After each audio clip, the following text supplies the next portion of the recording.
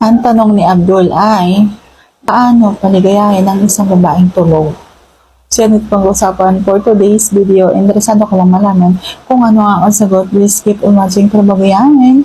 Kung bago ka pa lang sa akin channel, please consider to like this video and subscribe my channel.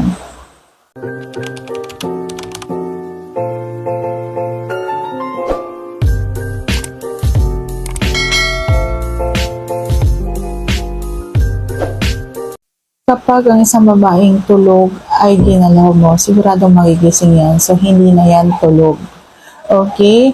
At kahit tulog o gising, ang isang babae, iisa lang naman talaga ang nakakapagpasarap o nakakapagpaligaya sa isang babae.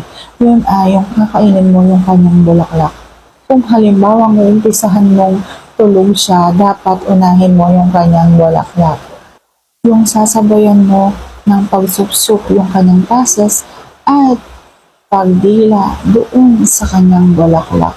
Ang isang babae, kunting hawak na lang yan, magigising na yan. Kung halimbawa kahit tulog mantika yan, nahubaran mo na, magigising at magigising yan. Pwede siguro kung magtutulog-tulugan, pero siguradong unang lapat pa lang ng dila mo, lalo na kung gusto na yung gagawin mo, magtutulog-tulugan pa rin yan, pero gising na yan. So, kapag hinayaan ka lang na, so ituloy-tuloy mo na.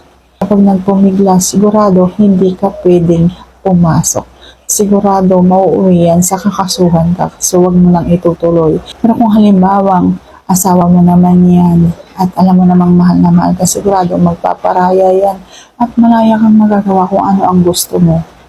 Pero kung gusto mo nga, napapanood mo sa mga panoorin na tulog yung babae, may ginagawa yung lalaki. So, pwede mong gawin kapag pwede kang gumawa.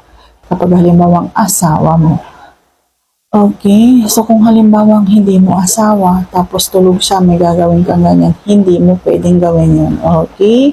So, sana sagot ko na tamang may tarang. If you like this video, please consider to like this video and subscribe my channel. Thank you for watching. See you on my next vlog.